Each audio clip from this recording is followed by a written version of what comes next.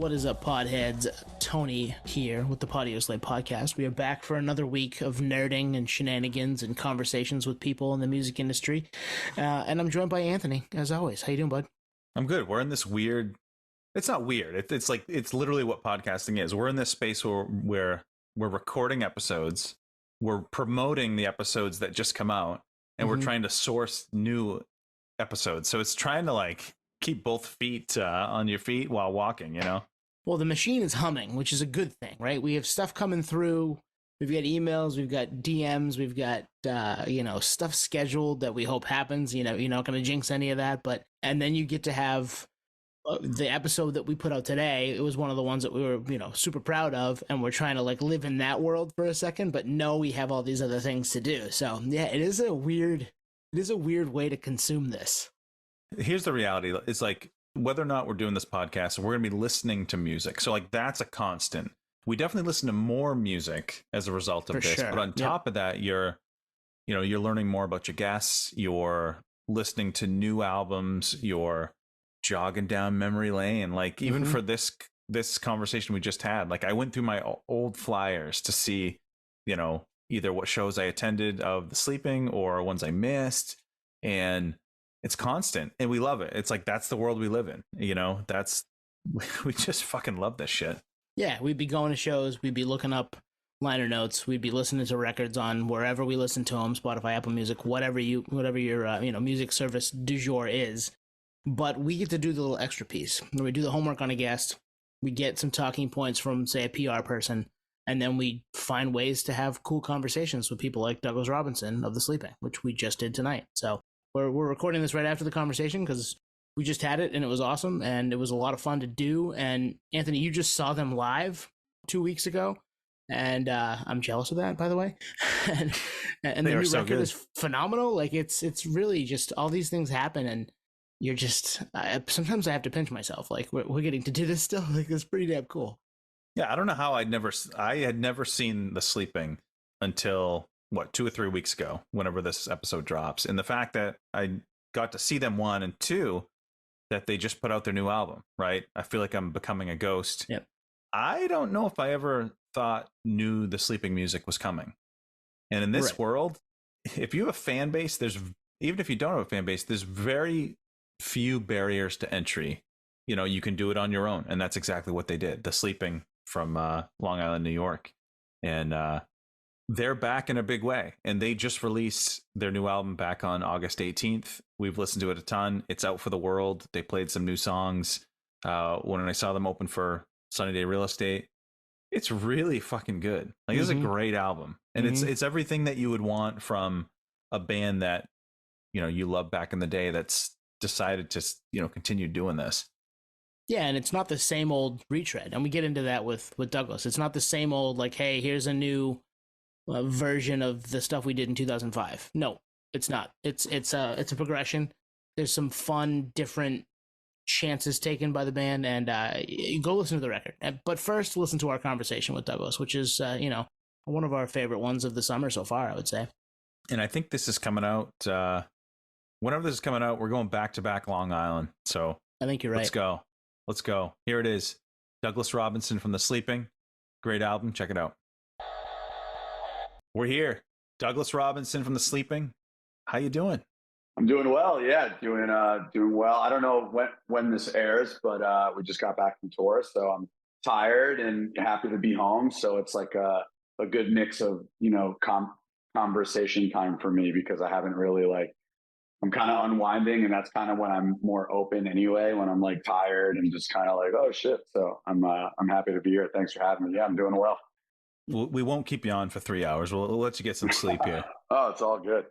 We were trying to think. We've probably had almost 100 guests. Like we've had almost 200 episodes, but as far as guests or interviews, maybe 80 to 100. Nice. We've only met a few of them. And now you're in that elite company, Douglas. You've met one.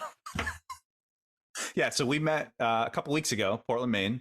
You guys opened for Sunny Day, and you were dialed in to that set. Like very few bands watch the other bands. You were watching that band. Oh yeah. Yeah, I mean, it's amazing to go on tour with people that you grew up listening to. And then, it's funny to like talk about it on stage and be like, we're so stoked for this band. They changed our lives. Cause, so many times you go see a show and things sound like, scripted or some type of Oh gimmick or yeah. whatever the Oh case. yeah. But it's pretty awesome to like say something that has to do with something as big of a deal as like seeing a band like Sunny Day every night and touring with a band like that. Because like everything you say is, we're a band that always likes to be honest, but to be able to say it and know in my head that anyone watching this could get their own interpretation of what I'm saying, but like it's actually 100% like true that I'm like a kid when they play. It's like really cool. It's a very cool thing to be a part of. And, we've always toured with bands we appreciate, but I don't think anyone's ever been as impactful to us as Sunny Day. So, I mean, to be able to go on that tour and to be invited on that tour, I mean, I was like a kid every night watching it. So I'm sure you probably saw me like losing my mind in the Yeah. corner because I don't want to like watch from backstage. I want to watch from the front. Well, you are in like because it was at Aura in Portland, Maine, which is a small venue. Like anywhere Yeah. you could be anywhere in that venue, and it's a great vantage point. But you were like just right in with the crowd. It was cool to see. Oh, yeah. Thanks, man. I mean, we are all there for the same reason. And what makes me any more special than anyone else? You know what I mean? I love that attitude. That's a great attitude to have. I mean, obviously, in some situations you can't do that, but in a situation like that, you're getting to go watch a band you're playing in front, for out on tour with, but you get to like also fanboy out a little bit. Like that's got to be you're not really going to work, right? Like you're going to just enjoy yourself. Yeah. There are a lot of aspects. I mean, when you get there, totally, right? It's like this, how is this a job?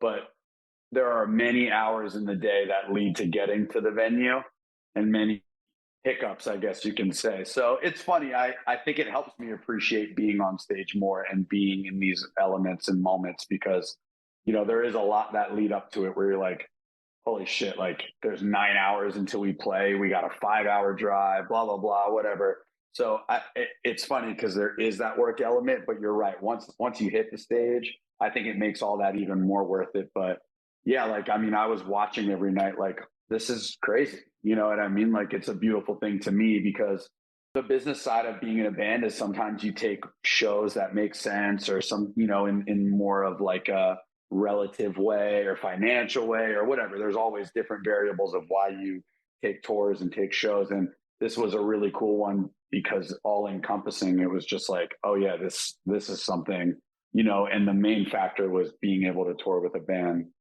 as life-changing to us as Sunny Day Real Estate, so it definitely had its moments where it did not feel like it was real. I met up with a friend of Tony and I's there, and he asked me, he goes, "What's your Sunny Day album?" And I'm like, "Diary." I mean, isn't that everyone's? I don't know. What's yours? Mine's Rising Tide.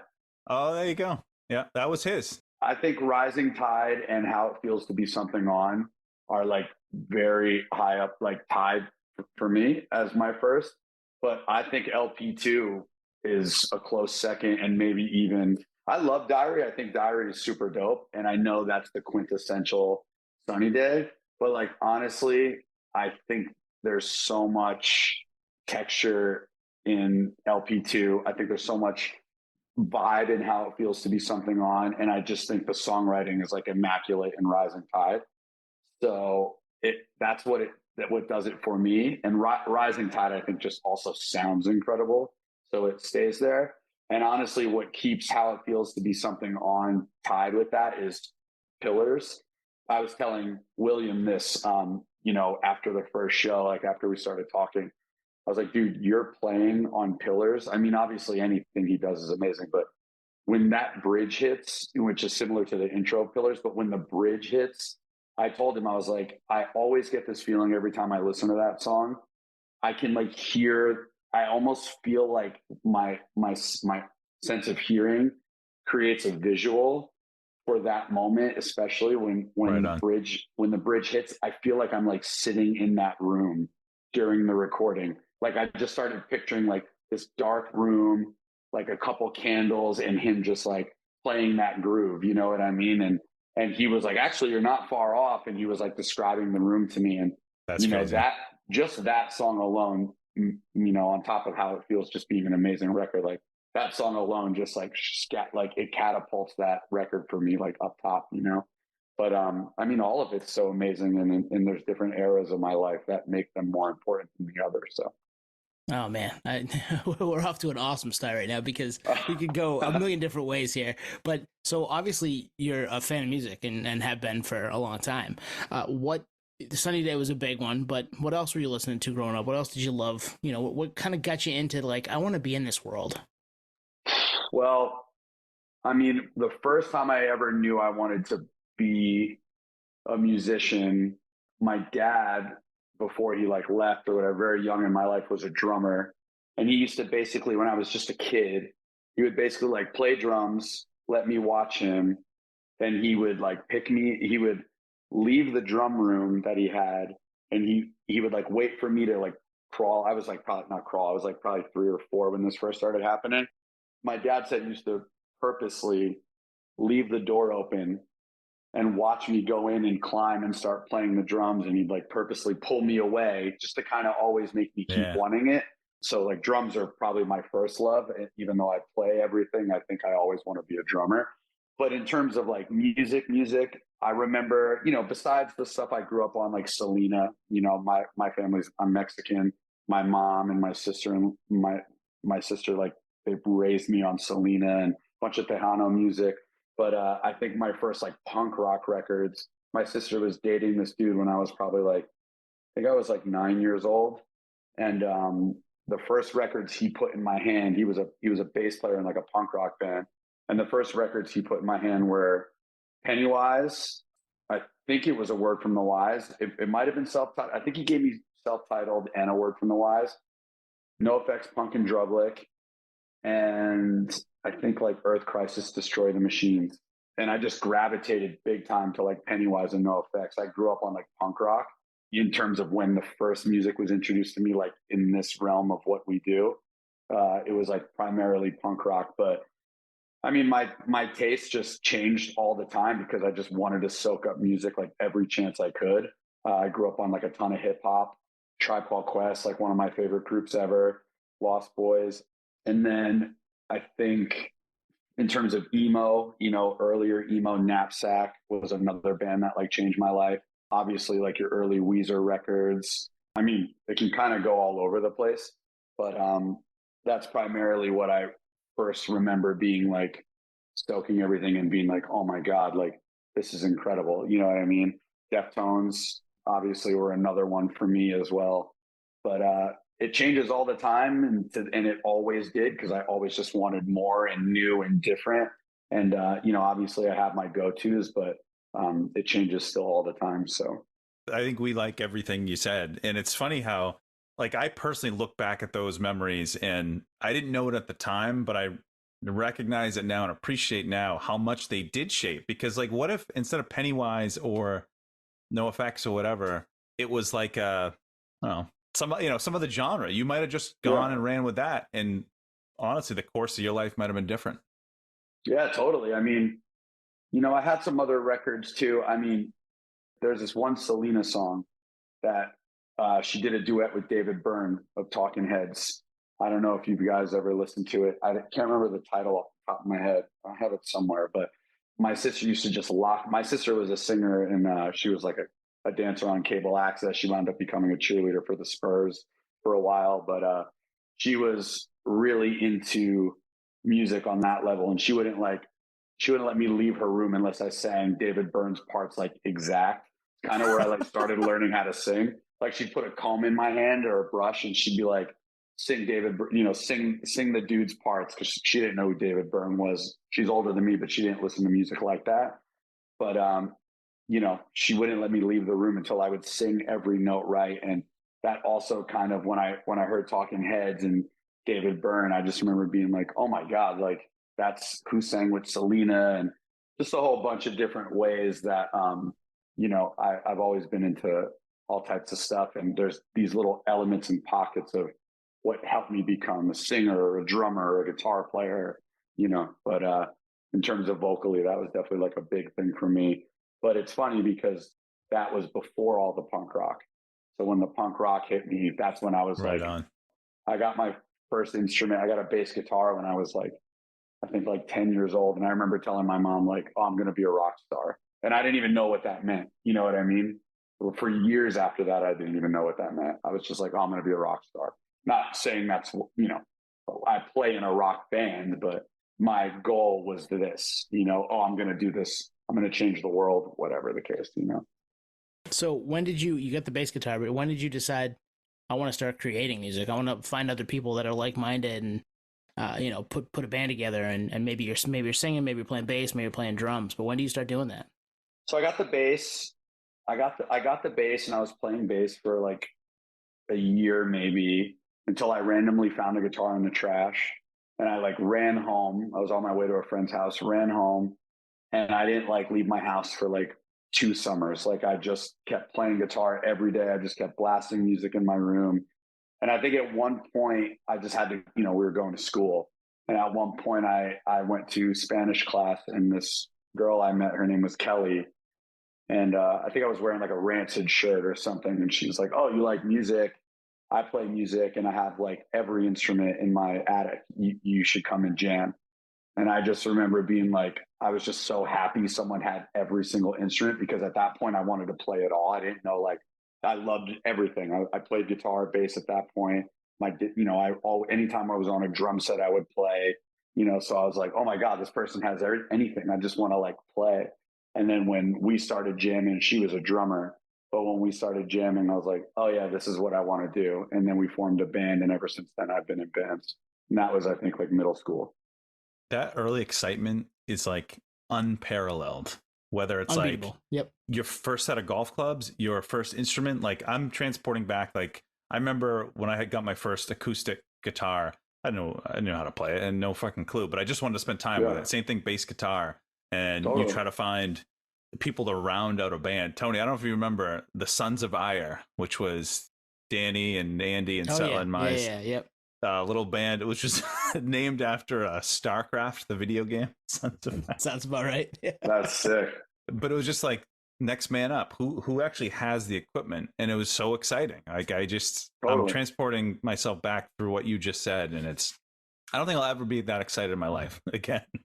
Yeah, I mean, we lose innocence and we get older and life becomes heavier and realer. And a lot of that like weighs on you all the time. And I do miss those moments of like innocence and finding things out for the first time, such as your career path or your life path or, whatever the case. And I've been trying to like find ways to hold on to that stuff again, or at least try to get close to that kind of unknowing. So that's been kind of like a journey for me as of late. So I totally can relate. You know what I mean? I know that feeling. I miss that feeling. I chase it all the time. I'm happy where I am in life, but I definitely, we all have our things. And I definitely try to kind of like hone in on moments now where I can hold on to that like kind of innocence or happiness because it's fleeting. You know what I mean? Very few and far between now. So true. You can't, that's exactly that's being an adult right there. Yeah, 100%. You can't spend the time that we could when we were 14, 15, 16 in your buddy's basement jamming out. Like, it's just not the way. You can, but it now needs to be scheduled and it's only can be this long. Methodical. Yeah. And it was like, you did it because you loved it. And even though I still love it, there's still an outcome. When back in the day, it's like, who cares if there was an outcome?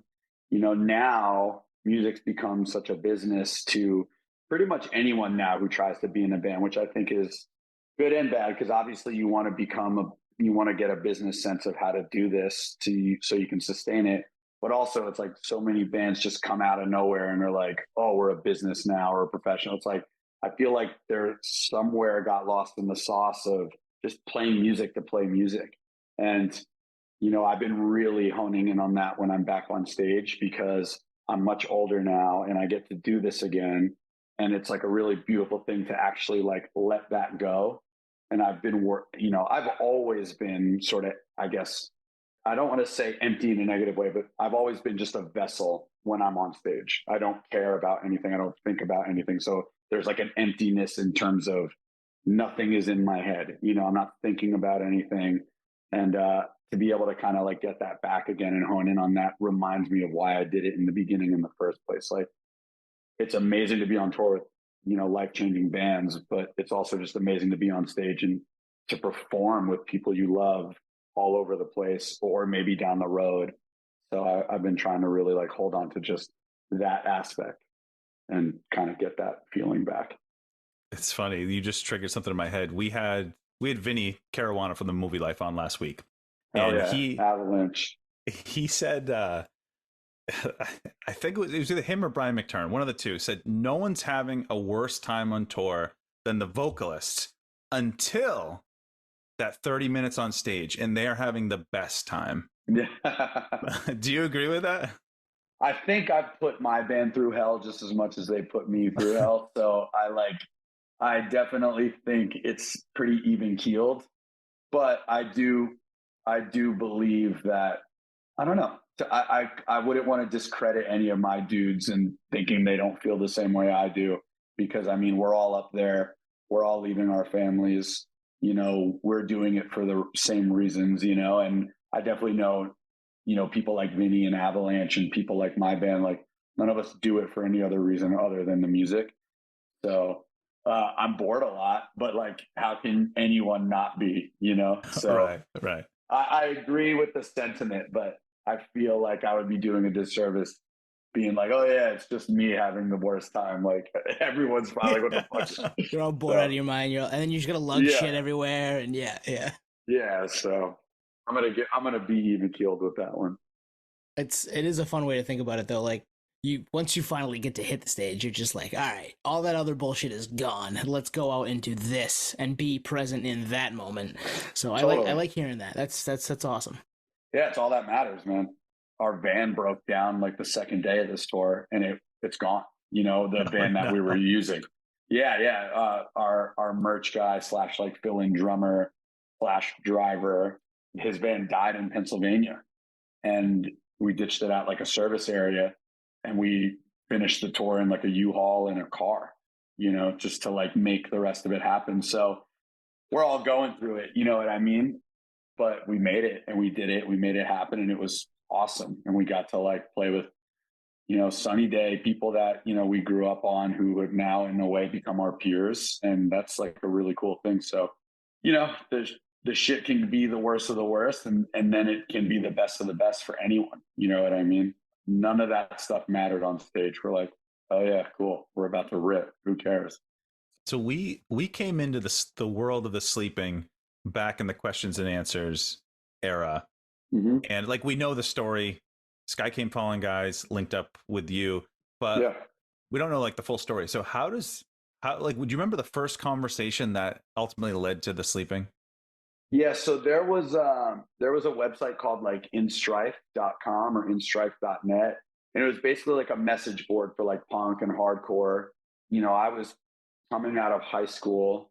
I had gone on my first tour. I didn't graduate high school because I was like, I don't care. I just want to like play music. So I went on like a big tour with my first band, and my mom was a single mom. So I was like always watching my sister. So I always had to miss days. So basically I just didn't graduate. You know, I'm a smart person, and I was just like, this isn't for me. I know all the book smarts I need to know, and I want to learn like the culture of the world, you know? So I just stopped going. And I was in that band, and we were starting to do well.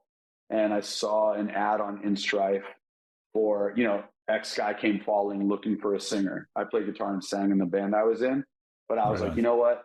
Let me put an ad in this. You know, my band was already kind of, everyone was starting to like think about things post high school and all that. So I was like, all right, let me see what's up.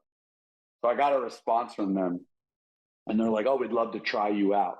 We were on Long Island. I live in Jersey, and at the time I lived like deep in Jersey, and they're like, yeah, we'd love to try you out. You know, if you want to come, here's the time. You got to take the train, whatever. So I basically told my mom, I was like, hey, I'm like, you know, I'm going to start trying out for this band. And my mom was like, all right, well, we have some news for you. She's like, you know, her and the person she was with at the time, she's like, we're going to move to Pennsylvania. Oh, shit.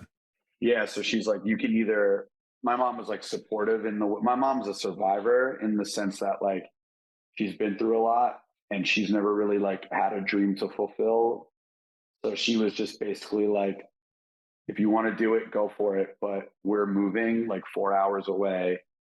You can either come with us or you can stay in this house that we rented that's eventually like the lights are going to go out. The heat and hot water's done.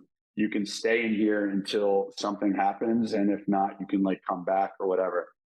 So I said, yeah, fuck it. I'll stay here. So I wound up I moved all my bedroom stuff into the living room, this empty house. Eventually the lights went out.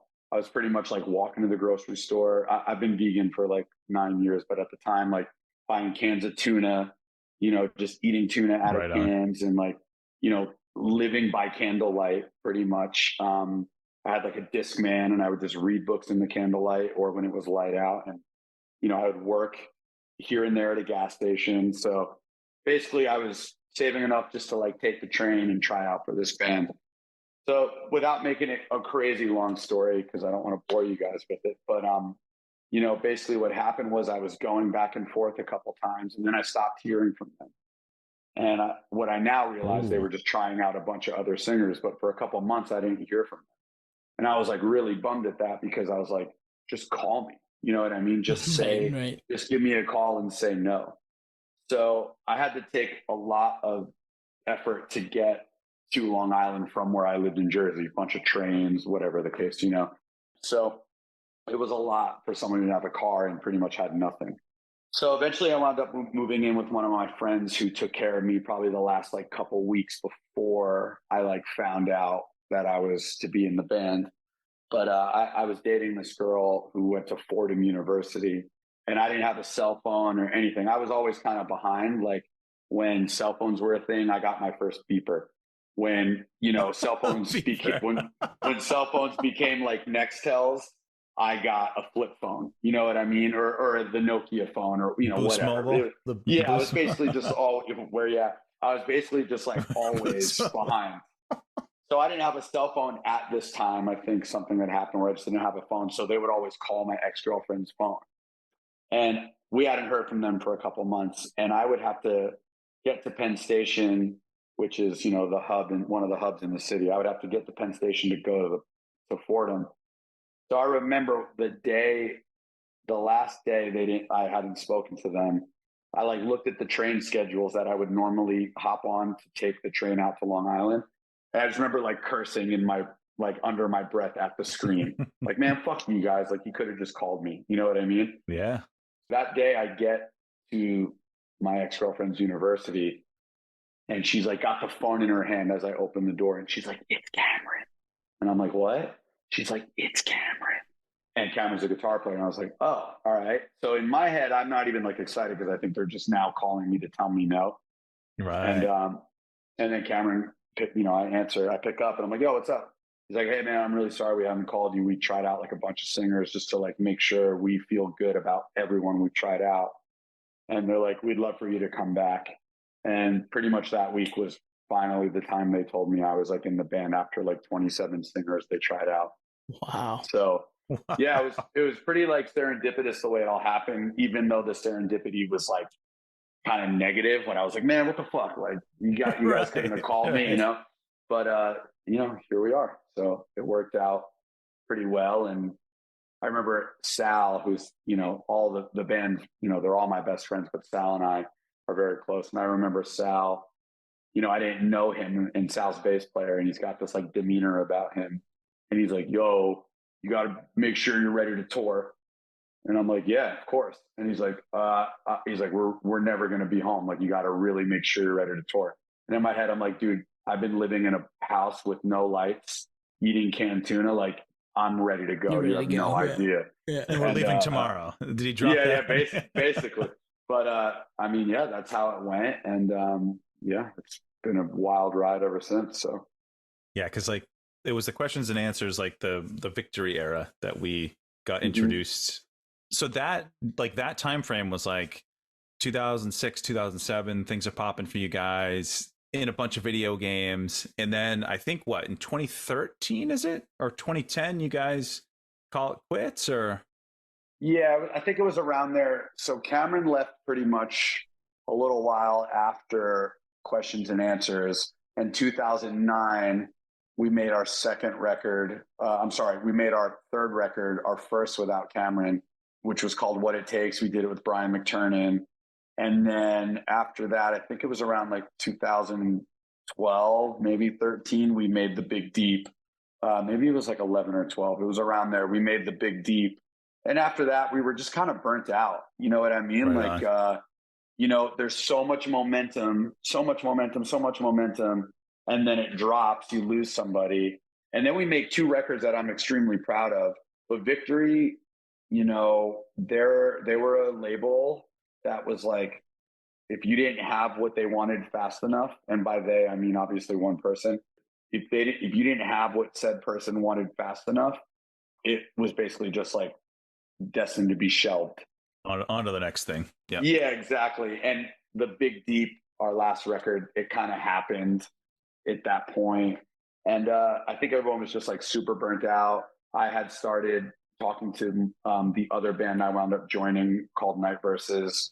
And, I think it was just all sort of like lining up at that point for us to all go our separate ways. So that's kind of like the trajectory of how our run prior to this re-emerging kind of thing happening. Like, I think that's kind of where it like took its course. So at any point during the kind of break from the sleeping, are you thinking, I don't think that's done? Like, do you have an itch to get back to it at any point before this all happened?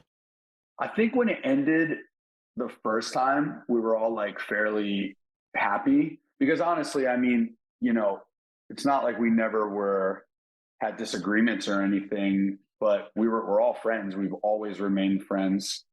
Cameron, wound up leaving the band for reasons, but one of the main reasons he had met someone who became his wife. So, it's not like it was just randomness. There were just things that needed it to kind of be the way it was. And I think everyone was pretty happy the way it ended. I mean, obviously you lose a lot of yourself when something you love so much ends. You definitely like your confidence kind of tears away. There's a bunch of things that happen, but to be able to have remained friends through all of it, even in the beginning stages where it was like weird to sometimes talk a little bit, like Sal and I always, I lived with Sal after the band and, I've been with him pretty much the whole way. Joe moved out to LA, but we talked all the time. Cameron, he went on his journey. And for a while, we just didn't talk just because I think everyone was just going that route. But eventually we started talking regularly, like all the time. And it wasn't ever really like that. And, we would turn things down at first that were being offered to us just because we just didn't feel like it was right. We're not a band that wants to like do it because all of a sudden everyone wants us again or anything. Like we didn't give a shit, we just wanted to do it when it felt right. And if that was never, whatever, but at the time when we started getting back and talking about writing a new record, it just started kind of like aligning in a way where people were less and less apprehensive each time we discuss it. And we had a reunion show that was scheduled during the pandemic and we had to cancel. So we were all together. Joe had flown, Cameron had flown from Mexico where he was living, Joe flew from LA. So we're like, well, we have this rehearsal space where it's just us. Let's just go in and just jam and see what happens. And we wound up writing our first song in like an hour, which is the first song off the new record. So insane. That's awesome. Yeah. So it kind of just gave us this like, oh, okay. And then, that is our chemistry. We always have a push and pull with each other. But when we get in a room, we write a song in like a minute. And it's a song that we're like, there wasn't much production really done to the first song, the first song on the record. It's pretty much the same as if we had the demo. And that's the kind of chemistry we have as a band. So that just made us happy. And we went into this new record with no expectations other than let's get in a room with no material and let's just see what happens. And we made that record in under a month. So that's crazy. Writing and recording, I think that was when we were like, we were just going to make a record for fun and see what happened. And after that, and we got it back and we're listening, we're like, shit, we made something really special that sounds different to us, even though it's still us at its core. And it's really resonating that way with a lot of people. So I think something's happening in a cool way. We had that same conversation, did we not, last night, Anthony? That it sounds like them, but it sounds like a progression too. Yeah. Hell yeah, thank you. It's awesome. Yeah, no, I'm glad that we're on the pulse a little bit. That makes you feel good about what we do. No, it's I appreciate that sentiment too, because we never want to alienate who we are, because honestly, if you change our sound completely, you're clearly obviously changing us as people as well. And like, we're different people, but at our core, we're still who we are. And I think the music is like a testament to our mentality when it comes to music, right? It's like, and approaching writing and recording, it's like, we just want to do it because we love it. Whatever happens, happens. And we'll kind of figure that out at the end. And it wound up being something really special. And people are, I have friends who don't even listen to my band, very close friends of mine, that are like, dude, this record rips. They're like, it's you guys, but it's so different to where it's appealing to people who didn't listen to our band, So that to me is like really cool, because I don't ever want to just stay like pigeonholed, and not for the sake of not being pigeonholed, just because that's who I am as a person and who we are as people. We just always want to like create something that's unknown to us as well, Well, I was thinking about it tonight, where like leading up to this conversation, this album, in my opinion, I mean, I'm not in the sleeping, you would know, but like, I feel like this album could not have been written before now. Like, if you look at the Sleeping's canon, like, there's no label pressure. There's no label sticking a for fans of, and you know what I'm talking about. It's sticking totally. A for fans of label on it. It's just, it's you guys. And, there's no, second album to satisfy a deal. This is what it is. We go in it with no expectations. We probably know we can't do this full time, so we're just going to have fun with it, Yeah. I mean, there's like a little bit of right and wrong to that, because it's like, there's no pressure. You're absolutely right. There was no pressure to make anything for anyone, but we're very like in tune with each other and ourselves. And I think there was pressure in just making something dope for us. That's a good point. For yourself. Yeah. Yeah. The pressure for me was a lot, because I just want to make dope shit. I just always want to be hyped, and I always want to challenge myself inward. And, I want my lyrics to be better. I want my melodies to be better. I want my attitude to deliver more. I always feel like I didn't have the attitude I know I have on certain recordings. And like, I actually feel like I really came into my own this time around. And I think for everyone, there was a lot of pressure to just be a better version of yourself, because you want to be. Not for anyone. It's not like a pressure that's outside. It's an inward pressure. And honestly, I felt so much of it while making this record, because I was just like fired up to make the dopest thing I can make. You know what I mean? So there's truth to that, because it's awesome not having any label pressure. You need this song done by tomorrow. I want this type of thing, and blah, blah, blah. It was just like, all right, I want to be the dopest motherfucker on the block now. So how do I make this happen? And that sometimes is even more of a pressure than all the other BS that you're like, yo, we know we're going to rip. It's all good. But this time, being more self-aware as a human being, as an adult, it was like, I was aware of what I wanted to accomplish, with expectations or not. I was just very aware of what I wanted to accomplish. So It was an interesting process for me. Oh, and there's probably you guys do the Kickstarter route, and you have it half funded in a couple of days and fully funded in 10 days. So there's probably a little bit of pressure then too, because people are excited that you want to come back and make a record. So you don't want to let any of them down, because they're putting up their money to help you guys put a record together. So going that route, it's got to give you a little bit of that too, I would imagine. Yeah, but one of the things I talked about when we made this record, and I suggested, and we all kind of came to terms in agreement with, was we didn't want the record being made solely based on people having to put up for us. We made the record ourselves first. We actually funded the record, and then the Kickstarter was basically just to help us recoup, you know, and it wasn't for anything else. It wasn't for shipping the Kickstarter packages. It wasn't for the money that went into the vinyl, you know, that we curated. It was solely for the recording and any other little odds and ends. I was in the beginning against the Kickstarter because I just didn't know if it felt like organic to me and authentic, because I've never been one to like follow that stuff. But it was life changing because seeing people support something that would be theirs was beautiful. But it also made me happy in the sense that I really felt strongly about let's all pocket the record and then figure it out. So it's not relying on anyone. We still have it and we're going to find a way. But it just wound up being amazing to see how quickly it got funded. You know what I mean? It was beautiful to see that. It was incredible. But, you know, we did it a little bit of a different way because we still wanted to have it for people. Well, in a crazy way, it's almost a callback to maybe how things used to be, like where you had to go to the record store to get the vinyl, get the CD. People had to go to the Kickstarter. It wasn't like, you know, you stumble across it on streaming and just sample it. These are people that actively seeked it out, and that's cool.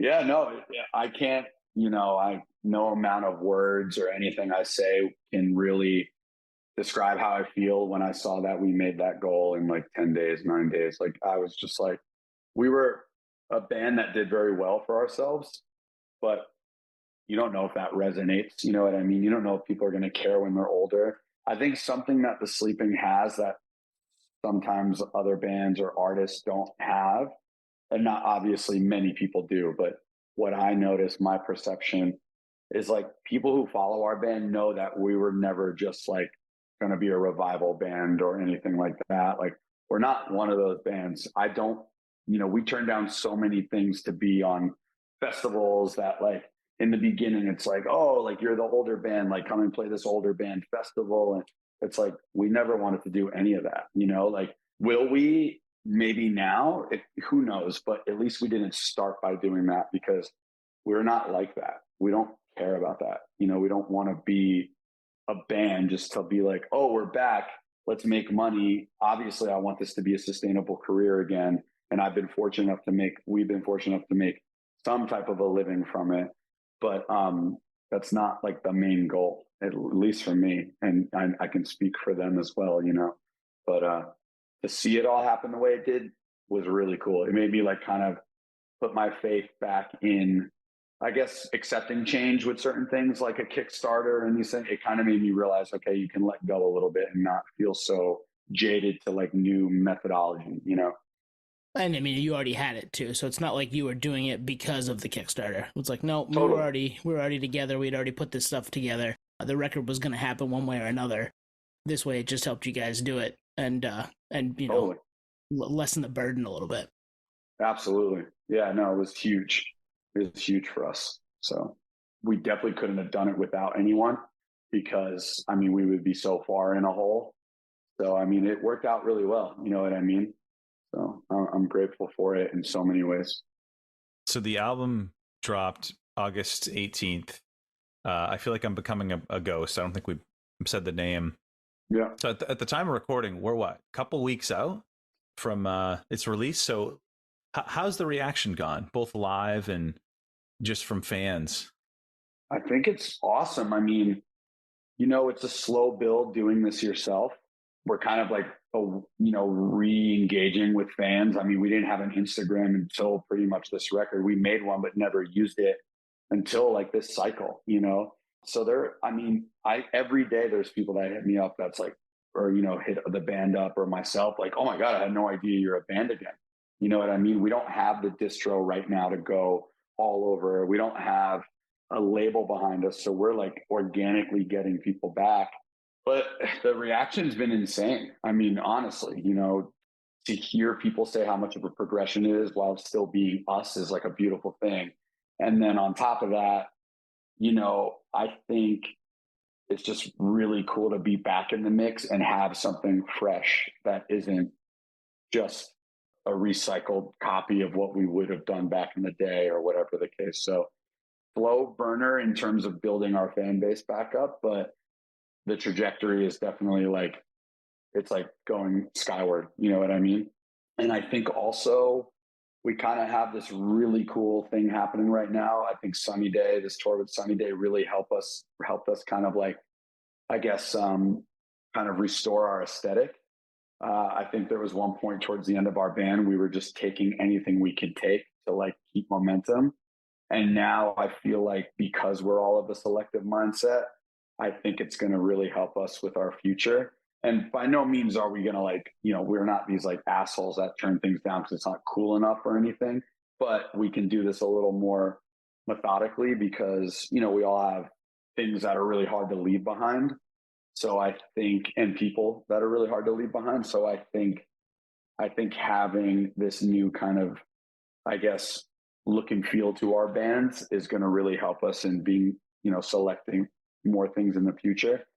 And, you know, I know I picked up on you saying like not as, you know, a full-time thing anymore, but honestly, like being full-time now is so different than it was back then. Like totally. We are 100% going to be a full-time band. Oh, right on. Cool. In the construct of what full-time is now. So it's like, be more selective, not kill ourselves on the road 10 months out of every year. You know, it's going to be very beneficial in smarter ways. When, you know, the difference between being full-time back then and being full-time now is when you're younger, full-time is you're like ready to die on the road. No kidding. Absolutely. No shit. Yep. Literally and metaphorically, like put your life at risk.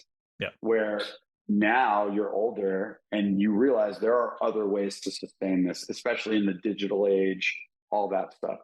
So we have every intentions of being full-time, just in the new terrain of what that means. You know what I mean? So it's interesting because it's a different world.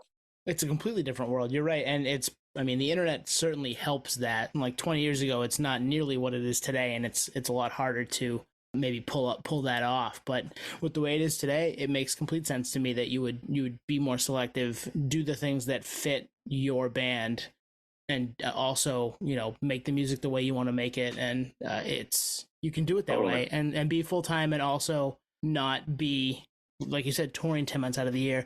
And maybe that led to a lot of bands breaking up that maybe now they won't because of the new landscape. So yeah, totally. You know, there was a really cool interview that Cedric and Omar from Mars Volta did with, I believe, Zane Lowe. And they talked about, you know, your mental health on the road, especially now. And, you know, back in the day, it was kind of like, I guess, frowned upon to kind of talk about that stuff, or we were all just kind of unassumingly going through it without, you know, knowing. And it's funny because now it's such an important thing in our lives because we're older and self-aware and we value our, you know, mental stability. And I think it's very interesting now because I think you're right. I think a lot of bands broke up because they were constantly on the road. I mean, I can tell you a million times I saw people in my band as well as myself be like, this is it. You know, like I'm over this. I'm whatever the case may be, you know, and a lot of those times we would just push through because someone would kind of talk us and help us out along the way or whatever the case. But I mean, it definitely doing this stuff for a long time. I mean, we were just out on this tour for 2 weeks and it literally felt like I was gone for like 2 months. You know, all right the on. stuff that had happened. I didn't have a real meal the first like 5 days because we were just traveling and stopping at the gas stations. And, you know, I'm eating pita chips backstage with like a veggie platter, which I'm all about veggies, but like there's a point where you're like, oh yeah, I forgot this is pretty much how it goes for any band that isn't like an arena rock band. You know what I mean? So there's so much truth to how much it wore you down back in the day and wore people down back in the day. So I think a lot of full-time has changed because I think people are just more aware of how to make it a sustainable career while not killing themselves or leaving their family or whatever the case. You know what I mean? I mean, you know, I love my wife and I love my cat. It's so hard to leave them, but my dog is like attached to me at the hip. And like, even that has been a very hard couple weeks. You know what I mean? Like, I bet. It's just about doing it smarter now and doing it in a way that benefits everybody. And honestly, the longer you're out, the more risky your life is. You know what I mean? The more at stake. I mean, we were in Pennsylvania on this run on a one-off day. We had a headlining show, and there were gunshots down the block as we're like loading our gear. And I'm like, oh yeah. I'm like, I forgot this happens too. And the venue brought us inside and kept us in there for like a half hour.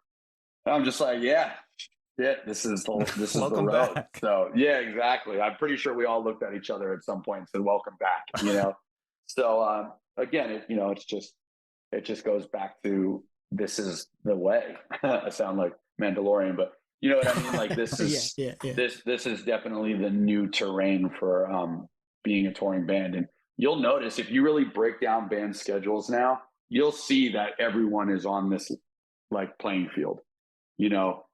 Most bands, again, if you're like an arena rock band touring the world all the time, that's a different story. But most bands are in this like level, this like mindset, Well, and I'm all for that if it keeps bands together and allows you to do, live a normal life for the most part, as opposed to eating carrot sticks every day because that's all you can get your hands on, doing what you do. You know what I mean? Like that's just not not totally sustainable. No, totally. It's interesting to do it now as an adult, as a 40-year-old. It's a very interesting thing because I'm just like back in the day, nowhere was my home. I remember meeting my wife being like, here's the deal, you're marrying a musician. The minute I go, that's it. And then I started the more we started dating, I was like, oh, I think I love this girl. I think it's like really hard to leave this woman. And then fast forward to like we're together and married, and I get like anxious leaving her for like 3 days. I have like mad anxiety, and I think now I'm at a pretty good mindset of how I want to do this, so it makes it easier. But it's not easy. I mean, Sal has kids. You know what I mean? Everybody, it's a different world, but I think that's what makes it more special doing it selectively too. I think it makes you. We lost a van on this tour, and we're like, fuck it, this rules. Like we're going, we made it. I've never seen all of us kind of be as positive in a moment like that, because we've lost many vehicles, and just the way we handled it this time around, I think was definitely really cool to see in this like new headspace we're all in. Imagine describing touring like 20 years ago in the moment to someone not in our world. Yeah. I spend most of my days in a box going 80 down the highway. I probably piss in bottles. I eat fast food every day. There's probably no prospect of holding a relationship at home. I'm not showering. Someone outside of our world will be like, what the fuck is going on? Yeah, totally. It's like, it is crazy. You know what I mean? Like, I think our like third day, we had like a 7-hour drive, and all of us were in the van like, we are fucking bored. But back in the day, I'd be like sitting upside down, like listening to music with like my feet in the air and like just doing dumb shit to like keep me occupied. And this time I'm like literally like sitting there like I'm not someone who's on my phone when I'm home. Like I hate my phone. And I was on my phone like constantly on this tour. And I'm like, okay, I need to find a way to remember how to not do that aspect, because that shit makes me even more like zombified, which I don't like feeling. So, there's a new way that I have to navigate through this, and I'm still kind of figuring out its ebbs and flows. But, I think a great thing we have this time is like, I think we're way more self-aware. And I think that is something that's like a very big positive for this band, because we used to just be like, we don't give a shit. Let's go, eyes closed, wherever we're going, let's rock. Yeah. Now we're, I don't think we'd be able to sustain it at this age that way. So now it's like very cool to see us kind of approaching this very differently. So what has been your favorite part of the process? The new record, the tour, all the stuff that's happened, since 2023 started.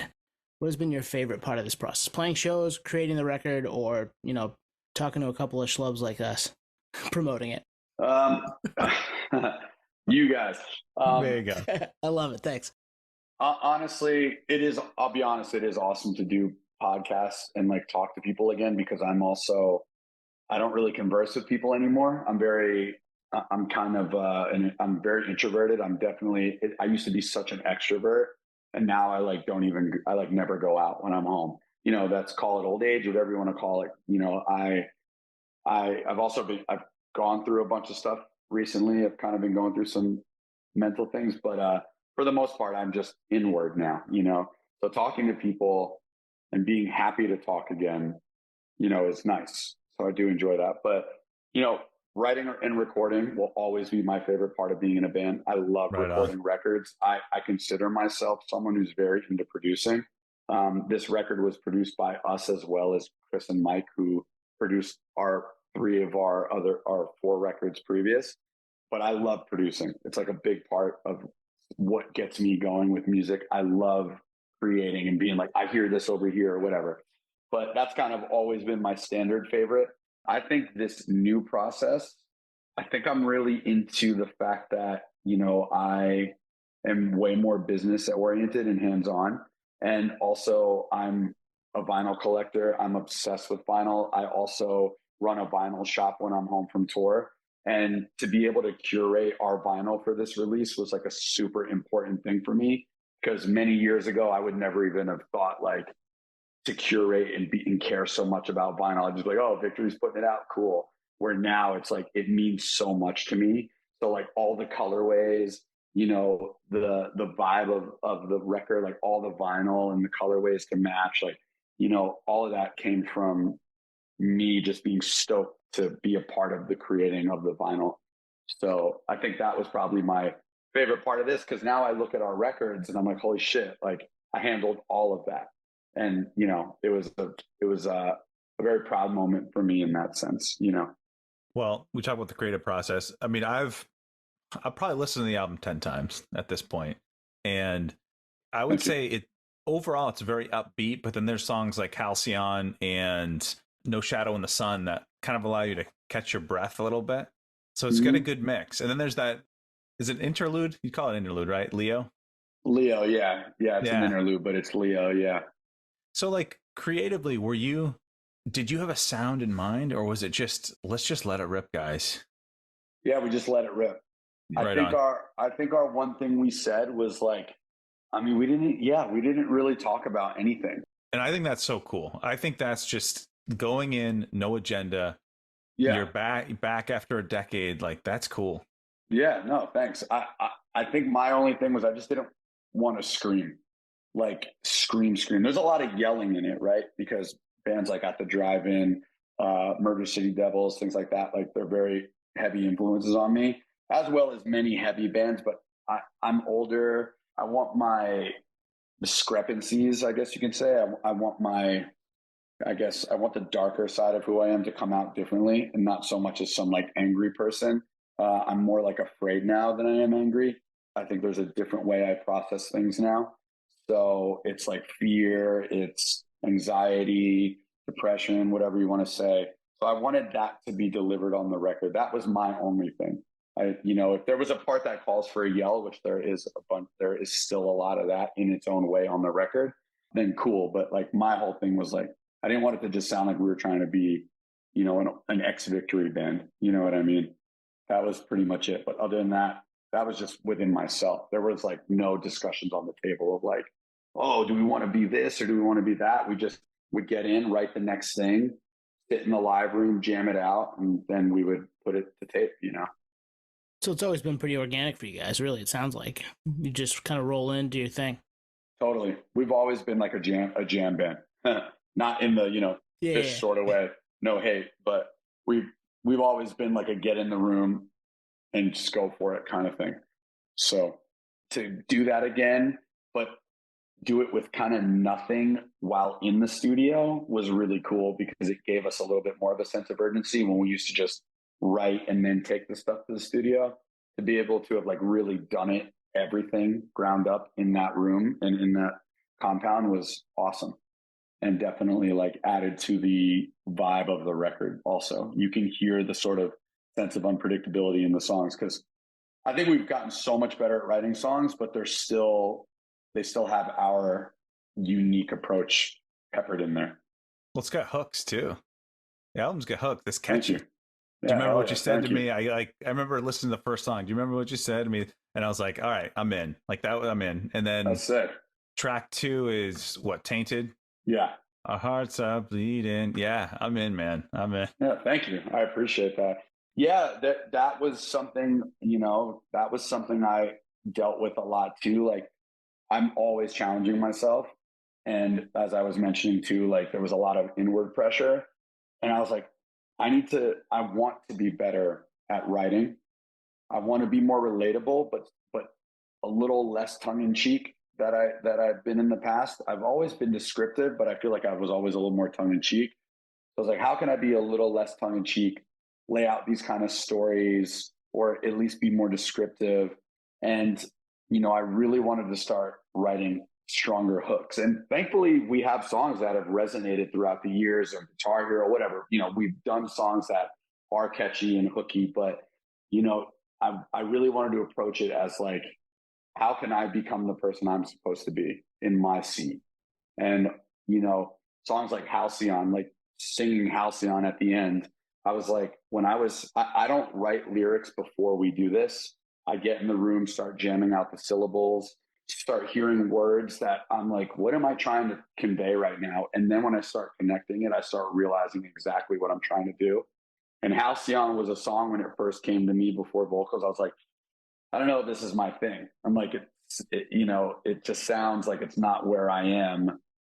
But then as it started unfolding, it started like really taking its shape. And I was like, okay, this is a beautiful song. So how about I write it about like losing beauty, losing the aspect of happiness, and which is something I sadly deal with a lot. But like, how do I convey that? And then like the word Halcyon, just conveying that at the end. I've never done something like that. If you like listen to our songs, there's never like our past songs, there's never like one word that sticks out in a chorus like that. And that was something that was consciously like, what can I say there that I'm feeling to really convey that?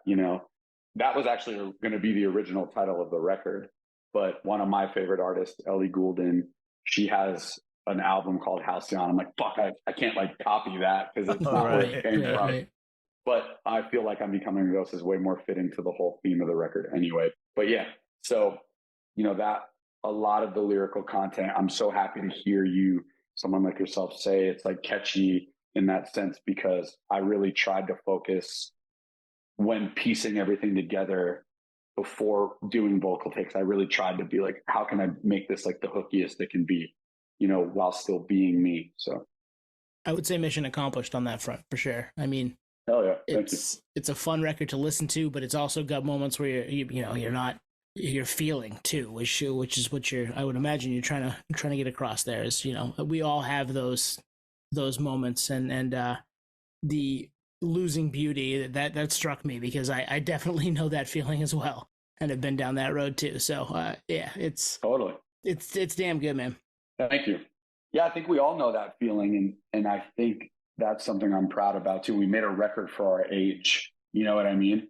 We didn't make a record that is starting as if we're like 15-year-old kids. We made a record that anyone can relate to. And honestly, as you get older, you're gonna relate to these things. And kids are probably feeling this way too, but we made something that at least was fitting to us in our moments, and we weren't trying to think backwards. You know what I mean? So yeah, I'm proud of it in that sense for sure. Like any conversation that we have, like on the podcast or like in my personal life, I'm always interested in the how and the why. And with you guys, it's such an interesting case, like starting 20 years ago, maybe not being active for 10 years. So it's like, you come back, how and the why. And the story's really cool, where it's like the only pressure was what you put on yourselves. And I think that's when you can like truly free yourself from everything and just create what you want to create. Yeah, no, totally. I mean, it's freeing. And even though it's a lot of moments where you're like doubting yourself or whatever the case, like it's freeing to be able to come back this way. We all see so many bands coming back together, and it's cool because I see their side now too. Even if I see a band that I'm like, this feels very revival-esque or whatever you want to call it, it's like I don't know what they're feeling. They could be equally as happy doing what they're doing, you know, and there's no hate on that by any means, but you know, everyone has their own journey. And I feel proud knowing we didn't go down the road of we're back. Here's the re-release of blah, blah, blah with, you know, deluxe. And even though that's cool, and eventually I'm sure we want to do that, I'm just happy we didn't do it as our starting point, because I don't think I would ever have been cool with that. Right. No one threw a bag at you and you were like, yeah, I'll do it for that, you know, because yeah, exactly. We hear about that. Yeah. I mean, hey, the offers were there in ways, and we just, at the time, it just didn't feel right to us. So we did it our own way, you know? No, and I think it shows, and the record definitely worth your time. Go check it out if you haven't listened to it yet. If you're listening to us, hopefully you probably already spun it a couple times since it's been out, but yeah, it's a good one, and we're super stoked to have talked to you about it. Let's dig into that vinyl stuff real quick, right? Anthony's got vinyl behind him, you got vinyl behind you. I know where mine is. It's right over there. We asked you at the beginning, we ask everybody at the beginning if they have any questions for us, and no one ever does, but we did get one out of you, and you asked us what our prized vinyl possessions were. So, Anthony, I'm going to have you give us yours right now. Let's go. Mine it's a test press of a band. I know you know the band, Douglas. Crime in Stereo. Nice. The Is Dead album. It was on Bridge. It was their first Bridge 9 release in 2007. I got a test press. I think it's like 15 of them. So nice. I had to have it. Yeah, that's awesome, man. It's cool when you get the one you want. You know? I mean? Mm-hmm. It's so dope. There's so many more I want, but like the one that I have, that of the ones I have, that's at the top of the heap for sure. Nice. Oh yeah, that's a good one. Yeah, it's amazing, dude. That's awesome. What about yours? Well, mine. Picking one's hard. I have a. You familiar with Atmosphere, hip hop group out of Minneapolis? Yeah. So they put the Lucy EPs on vinyl back when they first came out, and it was a holy grail for me for a long time. But I ended up getting a copy. It's not in the best shape, but I have one, and I'm just happy that it's in my possession. So that's probably my favorite one that I've gotten my hands on. Being a fan of them for 20 years. Yeah, I did some stage managing, some stagehand work for venues between tours back in the day. A bunch of us in New York, you know, a bunch of dudes from bands that pretty much when they're not on tour, they'll all just work at like Webster Hall and stuff. The best dudes ever. But I worked in a venue in Brooklyn. I worked in an Atmosphere show, and I like put together the whole stage. And I remember his tour manager coming over, like, "You want a gig?" Like he like asked me to like go on the road with them and like gave me his information. Shit. And I just remember being like, "Oh, that was sick," because I was like, you know, I helped like build. I don't remember what tour it was he was on, but he had like all of the TV set up and everything. But it was really cool. But yeah, that's a good one. I mean, it's really hard for me. It changes every time, and I did a podcast last time and showed these ones. So I mean, I'm showing them again because they are holy grail. So like, why wouldn't I show the ones that I've been wanting forever? Mars Volta promo of Francis the Mute. Wow. This is a first press, I believe, or it's like a repress in the first run of presses, but it's still sealed. I want to say only 500 of these are made, maybe 1,000, something like that. But they're in this like vinyl slipcase. That's amazing. And it's all glow in the dark. But I've never opened it because I have the box set that has Francis the Mute. But this has the entire record glow in the dark, and also has the Francis the Mute unreleased single, which, you know, it was unreleased, never made it to the record, but it's the title track. It's glow in the dark in here as well, and it's the first of the glow in the dark pressings because they made a separate glow in the dark pressing, which goes for like 300. But this is way more than that. There's this, and then I was able to get the Francis the Mute single on Record Store Day this year. They released it on glow in the dark vinyl, just like on its own, a little less rare. So now I get to listen to that. And then I have the box set, which is right there. I have the box set so I can listen to Francis the Mute. And then I have this, which I'll never open. That is beautiful. Thank you. Yeah, no, I'm super proud of it. And, you know, I run, along with the owner, I run a record shop called Vinyl Addiction Records in North Arlington, New Jersey. And it's the best because it's a perk that I get the things that come in before anyone, knowing that I would want it. Of course. And I just work it off. it's like, oh, you want this insane expensive record? Just, all right, give me like work 3 days. I'm like, cool, perfect. Yep. So, And I mean, that's all I need. That's all I do. I think another one, and here comes another red vinyl slipcase. But this Deftones Oh boy. White Pony record. So this only, I think, 1,000 have made. This is a first press promo. This is open because I was like, I'm listening for this shit, even though I have the Hot Topic pressings too, which are also kind of collectible. Let me pull this one out real quick. It's kind of hard to take out because it's like PVC. I've done that before. We're like, you know what? I know this is rare, but I'm opening it, listening to it because it's fucking awesome. Oh yeah, and I just, this is, as you see, like it's in red as the record is, the case is. So like I was really just stoked to have it, but the vinyl itself is red, like bright red. Man, I've seen like photos of this. I've never seen it. I mean, we're not in the flesh, but like the closest thing we're gonna. it's a rarity for sure. But I'm fortunate enough to have snagged a copy, and it's another one that definitely not cheap, but it's never going anywhere. So who the hell cares? It's an investment of my life and my happiness. So yeah, there's that. I mean, then there's some that aren't even just that expensive. Like I have, At the Drive-In Relationship of Command first press, as well as the record store release, like orange version. Obviously the first press sounds incredible. That record was recorded with Ross Robinson, who also did the Night Versus record that, one of the Night Versus records that we made. And, that record changed my life. So to have that first press and to know what went into actually making that record on like an inside level, it's like forever ingrained as like a holy grail record to me because of that reason. And then, I mean, I have so many more. I mean, that should just give you an idea. I love my ISIS collection. I love my Mars Volta collection, even though I have the box set. I have a bunch of first pressings. I have a bunch of NoFX first pressings that I love. But yeah, I mean, the list can kind of go on, honestly. There's so many. And the box set, it's not as rare as it was in the very beginning, the Mars Volta box set. But I love that box set because it's got like this awesome book and write-up about the band, and with like awesome photos. And it's got every record that's remastered to vinyl. And I have a bunch of first pressings of Mars Volta, and it absolutely sounds better.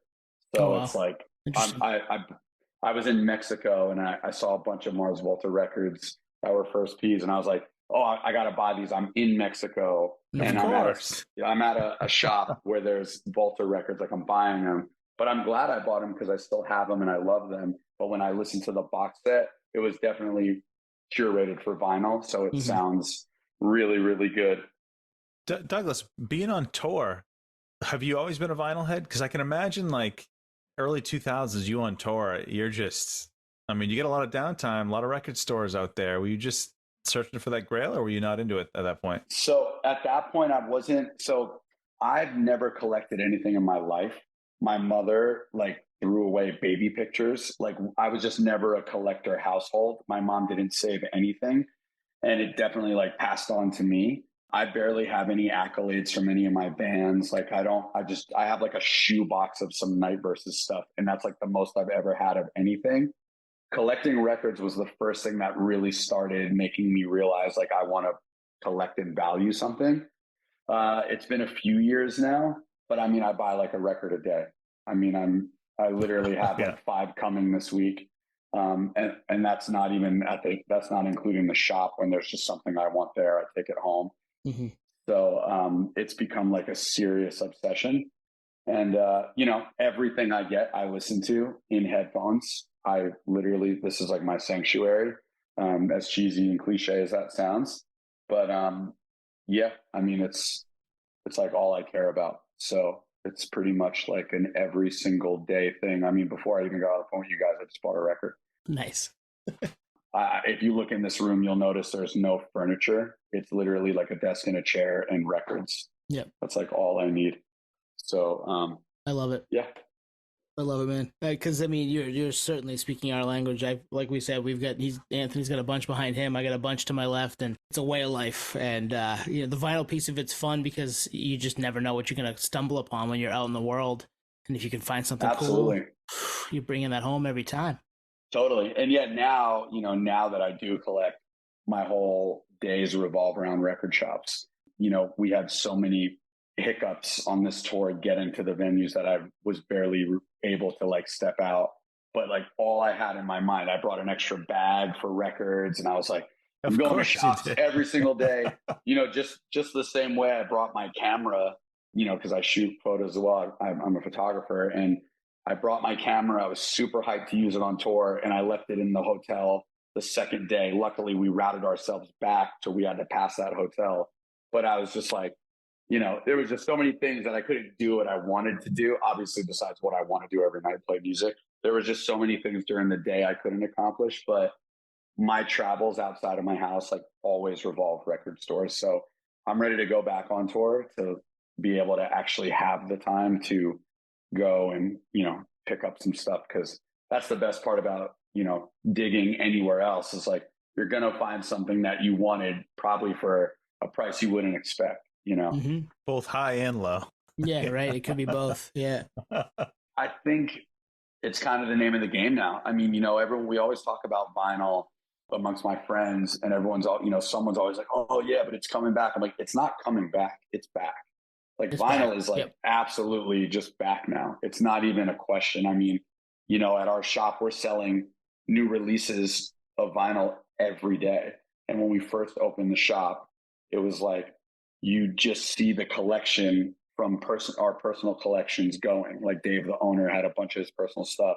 And then throughout the months and the months, you would just started seeing it shift. And honestly, Taylor Swift is a big part of vinyl being successful again. Jack White, Third Man Records. Mm-hmm. There's a lot of things that are making vinyl like actually, its own thing again, and not just a commodity and not just sort of like a novelty kind of thing. Sorry, commodity, not a novelty. It's like actually now just as if you're selling CDs again. I mean, they sell more than CDs now. Hell yeah, man. There will be a time in my life where I'll work at a record store. It's not now, but right. It's the best, dude. Honestly, growing up, that's what we did. We, would leave school, go to the record store. We skipped school. Your car got towed one day at the record store parking lot. So. We were in there for 10 minutes. Yeah. Or Friday night by myself, just go to the record store. Like I know what to hang out with. I'm hanging out with records. I'm trying to find new, used, whatever. And it's that hunt, that chase. I love the chase. I think, honestly, it's a lot of the reason I don't go out a lot. I think I started really liking the fact that I was just to myself. You know what I mean? I think I started realizing like, this is all I want. I don't want to go out every night. I don't want to spend my money on like booze. I don't even really drink anymore. Like, I'm really not trying to spend my money on anything besides taking care of my family and records. I barely buy clothes for myself. My wife had to force me to buy clothes this tour because I was just like, I'll just buy a record. Which, by the way, you can edit this to be different, to be like more aligned. But I would feel I would be doing a disservice to Nirvana if I didn't show my other grail. Nice. Nirvana In Utero, first press, clear. Ooh. I think only like 2,000 of these were made or something like that. Maybe even less than that. Damn. Or no, maybe it was more. But it was a rare number for Nirvana. It might have been like 5,000, which at the time was like nothing. I got this record from a record shop that I know one of the the workers really well, and he basically just gave me like a homie discount on it. And this is not a cheap record, but it sounds so good. I mean, it's probably one of the best sounding records I have in terms of like first press, and just like I don't know, it like you can just really tell why the 90s were so important for music. I mean, dude, the guitar, not just Kurt's playing, but just the guitar in general, just like destroys on this record. Scentless Apprentice, like the second song, it's insane. When the guitar kicks in, you can't not headbang. It's so sick. But anyway, my wife got this for me for my birthday. I got the homie discount, but this is actually from my wife on my birthday. So on my 40th. Another really great grail for me. Hell yeah. That's awesome. All right. We could talk vinyl all night. We could talk the sleeping all night. We've done that for the majority of the evening now. We'll definitely have you back, Douglas, especially for a vinyl record episode. We could do a full hour of that because that's fun. Yeah, I'm down. I'm 100% down. You don't have to twist my arm to talk about that stuff. So, so where can everybody find you guys on the internet right now? You can go to our Instagram, The Sleeping Official. Follow me on Instagram, Douglas Robinson _. I don't really post a lot, but I'm there if you want to check me out. You know, we're on Twitter, all that stuff. The band is, you know, so follow us wherever you feel comfortable. And, you know, we have our new record out. Check that out on Spotify or whatever streaming platform you have, Apple Music, Amazon, whatever. I feel like I'm becoming a ghost. We're going to be heading out, doing more stuff. So, you know, we'll see what comes along. And, you know, we're going to start doing all that. So you can just look out for us and definitely, you know, stay engaged. We appreciate everyone listening and being a part of this, I guess, new chapter of our career. I'm really glad this happened. This was a lot of fun. Yeah, same, dude. And the story for you guys is just, it's not one of a kind, but it's unique and it's a cool story. And I'm glad you guys are back. And I'm glad I got to check you guys. And like you pair it with Sunny Day, and I was like, I'm all in, you know? Yeah. No, thanks. Yeah, dude, it was surreal. You know what I mean? It honestly was surreal. You know, there were great shows, and it was just surreal to just be like, we can do this with people like this, with artists like this. You know, like they're a band that most people, if you know Sunny Day, they're not always touring with bands other than who they want to tour with, kind of thing. So to have been asked to be a part of it, it means something more that I don't even think we realized, you know, until this time. So it's pretty cool. So keep an eye out on the socials for more from The Sleeping going forward. All that stuff's in the show notes too. If you can't remember or didn't remember it because you're driving right now while you're listening, just go down and click on it. It's right there. And yeah, Douglas, thank you for joining us tonight, man. Yeah, thanks for having me. I appreciate it. I really do. Thanks for talking with me. Thanks, Douglas. We'll see you next time. Thank you for listening to Podio Slave. We are at Podio Slave on Twitter, Instagram, TikTok, all of the places that you can find us on social media. Facebook, Podio Slave Podcast. YouTube, Podio Slave Podcast there. Email us at podioslavepodcast@gmail.com. And hey, if you want to become a supporter, click on the link at the bottom of the episode and give us $1, give us $5. It keeps the lights on, keeps us going. We really appreciate that stuff. Thank you.